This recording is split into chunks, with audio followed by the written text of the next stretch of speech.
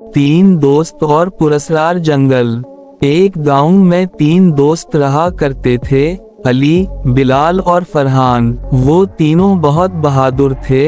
हंसी मजाक, शरारतें करना और घूमना फिरना उनका पसंदीदा मशगला था। एक दिन गांव के एक बुजुर्ग ने इन्हें बताया कि गांव के पास में एक पुराना और पुरस्कार जंगल है, जहां सदियों से कोई नहीं गया और सब वहां जाने से डरते हैं। कहते हैं वहां कुछ ऐसा छुपा हुआ है जो इंसानों की आंखों से ओझल है। खजाना भी हो सकता है या कोई बला। इन तीनों ने इरादा किया, क्यों ना हम इस पुराने और पुरस्कार जंगल में जाएं, जहां सदियों से कोई नहीं गया। हो सकता है वहां हमें कोई बड़ा खजाना मिल जाए और यूं हम मालदार हो जाएं। चुनाचे अगले दिन शाम को तीनों दोस्त अपने अपने बैग, खाने पीने का सामान, कुछ जरूरी अशिया और नक्शा ले कर जंगल की तरफ रवाना हो गए।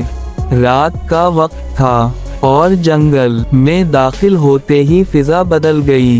हर तरफ घुप अंधेरा था और जंगल में खौफनाक आवाजें आ रही थीं। वो तीनों आगे चल दिए। आगे जाकर इन्हें तीन रास्ते नजर आए। इन तीनों ने रुककर मशवरा किया और दरमियान वाला रास्ता चुना। चलते चलते वो रास्ता उनको एक बहुत बड़े दरख्त तक ले गया, जो बहुत भयानक और खौफनाक दिखाई दे रहा था। दरख्त के नीचे एक सुराख था, जैसे किसी गार का दहाना हो। अंदर घुप अंधेरा था। चुनाचे इन्होंने आग जलाई और अंदर दाखिल हो गए। अंदर एक छोटा सा कमरा था, जो दिखने में बहुत खौफनाक नजर आ रहा था। कोई था जो इनका पीछा कर रहा था। कमरे के कोने में एक संदूक पड़ा था। वो तीनों संदूक के पास गए। इन तीनों को महसूस हुआ जैसे कोई औरत वहां मौजूद है।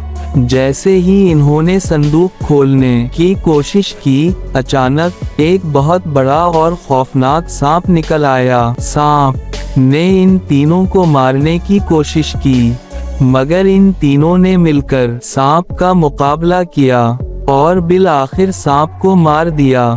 फिर इन्होंने संदूक खोला।